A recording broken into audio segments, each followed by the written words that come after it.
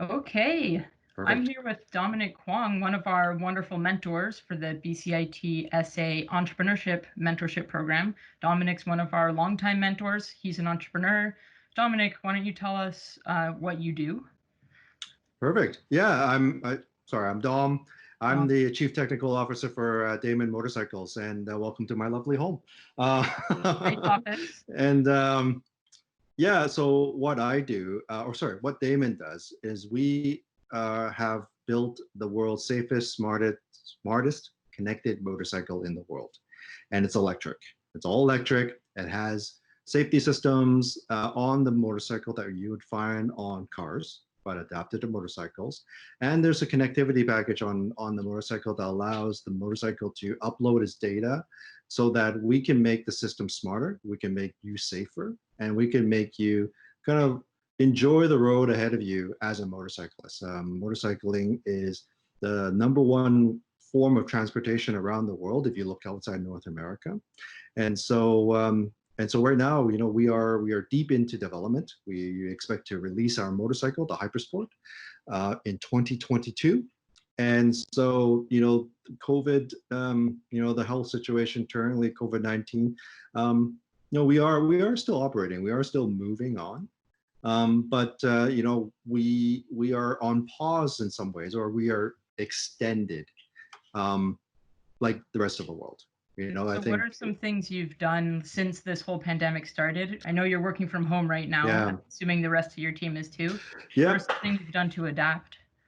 Well, one thing is that we've learned to adapt to booking video or booking meetings with each other instead of the have like being in the same office allows a lot of dynamic interactions with your colleagues, right? You talk about the water cooler meetings. They literally happen just that. You bump into somebody and you're like, hey, I was thinking about this one thing, and then before you know it, you go, hey, let's just jump in the meeting room and let's just talk about the construction of this thing or whatever this technology is, and so you lose that. Mhm. There is no water cooler speak, if you will, right? So any meetings that we do have to be scheduled. This is the discipline that comes in play. And so in all of our meetings, we do our best to have video calls to actually see each other, because it's the interactions face to face. Even though I'm staring at a computer screen, I'm still looking at you, Laura. You're looking at me. It's still a very much a face-to-face communication in Right. my opinion. So it's Try to really maintain important. that a bit. Yeah, exactly. It's important to do that. It's important to actually see, communicate with the other side, see how they're responding, because you know what, you can't hide anything in video. You just like you can't hide anything when you're standing in front of the person's, right? So instead of just having a voice call, I think video calls are definitely much more fulfilling and more full, right? And Sure. so that's like step one. Step two for us is to bring some kind of like normalcy to what we do. We actually schedule lunch meeting. Sorry, we actually schedule lunches with each other. So a virtual lunchtime. Hmm. So it's another meeting. It's an open channel, and say, hey, look, I'm having lunch right now. Anybody want to have lunch with me? And we fire it up, and we're just talking about today's activities or our lives or Sure. things that kind of makes us think about what's happening today. Trying to stay engaged with the team to Yeah, sort of replicate what you used to do. exactly. In terms of the business side, I've seen some of your posts on LinkedIn, updates to customers and things. And Yep. I know that Damon has spent time cultivating this relationship with customers online. Um, but now that you don't have the in-person interactions with customers, what are you doing to stay engaged with them? Much the same. I think one of the things that have been very fortunate is that we have embraced um, the different virtual mechanisms of communicating, whether it's social media, podcasts, what have you. That's what we've been doing from day one, and we still continue to do it today. And so that's been our primary mode of communication with our customers. The face-to-face touch points, actually, funny enough, those ones have been the fewest. only because number one, we don't actually have traditional stores. Everything like Mm. we are direct to consumer. So which means that consumers buy their product from Damon. So you go to damonmotorcycles.com, you can pre-order a bike now, and all of our interactions are through that portal or Instagram or Facebook or all the other social media channels. So we really, ironically, we haven't really missed a beat at all, even with this pandemic. It's been very fortunate for us that business still moves on. So you already really had that digital presence, and you're really maintaining it and growing it, if anything.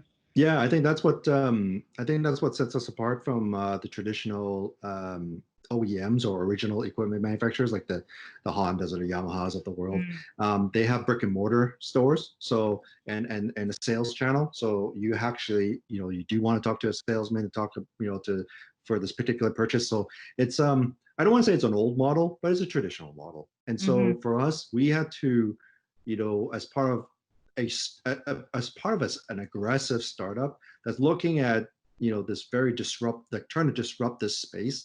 We're looking at it from all different angles. So it's not just product, but how do we engage with customers? How to you know present the excitement of a motorcycle without them actually physically seeing it, which is one of the biggest challenges by far. Because Yeah. I mean, as much as we pride ourselves as being very good at social media, seeing is believing. So when we have a customer, investor, media come to our offices, actually see the bike in real life, it sells itself. But Mm. doing it virtually, what we have to do is we create our own content. So we have to create inspiring videos. We have to sort of put out very thoughtful to customers as far as like, okay, we're going to ask a question today: helmet or no helmet? You know, Mm.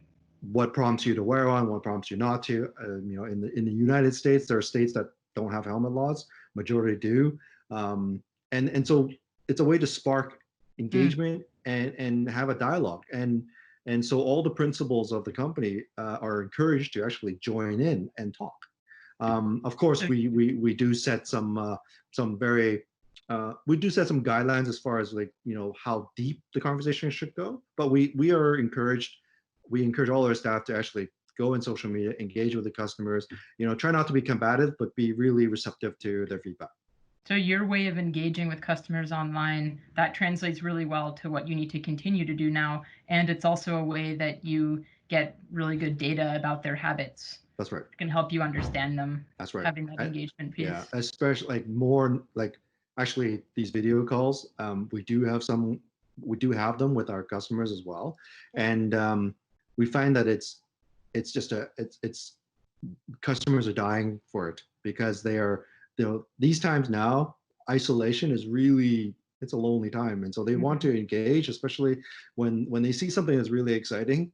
They want to ask questions. They want to be able to ask anybody within the company, so you can talk to myself or my business partner Jay, who's the CEO of the company, or any one of our developers, and you can just go, okay, well, what's happening, and we'll tell you as much as we can, and we'll try to answer as many questions as possible, and in the hopes that you get more information. That's number one. Number two, if the customer so much wants to put a deposit on their motorcycle, then fantastic, we're very appreciative.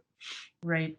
And so for other entrepreneurs that are working at home, maybe Hmm. for others that sell a physical item like you Yeah, do, who now don't have the opportunity to have that in-person interaction where the customer gets to touch and feel, yeah. do you have any advice for what you have done, maybe to create videos or something really to convey what you do? Is there anything you can share with other entrepreneurs that are going through the same thing?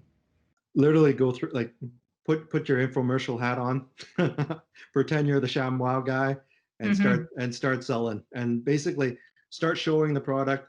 Actually, you know what, this is a perfect opportunity to kind of go behind the scenes. So just aside from just the surface, right? Like even when you're at at a showroom floor, for example, you're looking at the bike. You're not allowed to take it out, right? Right. And you have limited touch points with the bike. But I find that with doing it virtually, not only can I show the features, but I can actually, show kind of the thought process behind it, even some Mm. of the engineering, so show some of the engineering drawings where, that won't exist. So I would say Oh, that, put on, like I said, put on your infomercial hat, but also put on your customer hat. What do right. you like? If you were the customer, what do you want to see on this thing? Like, what are the questions you want to address, right? And Right. also make yourself available. Maybe you have set up some kind of um, like a Facebook Live event or Instagram Live Mm. event where you're just doing a fireside chat, you know, Right. fireside chat Q&A. You know what?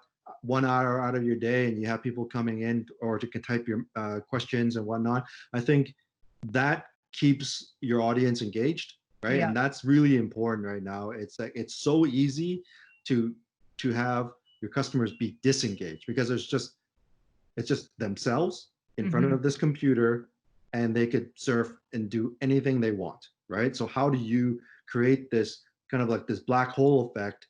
And you have to literally create your own black holes. You have to create these events. You have to create the need and the desire for people to come in and want to know more information. Right. Okay. I mean, I love that advice. So actually taking this as an opportunity to do something that maybe you wouldn't normally do if you're Mm-hmm. just gonna, let's say someone's selling clothing, if they're used to customers going and viewing, browsing in a store and seeing it, maybe now online having that opportunity to show the behind the scenes of what it's made with and how it's made and the care that gets put into it and all Yeah. that type of thing, whatever it Well, may be, giving more detail into the yeah, care that you exactly. as the entrepreneur put Absolutely. it. Exactly. It's just, you know, uh, there's lots of information that we could read, right? But it sometimes is easier for I have someone to explain. So why is this feature important? Mm, Like what is the justification that went into it, right?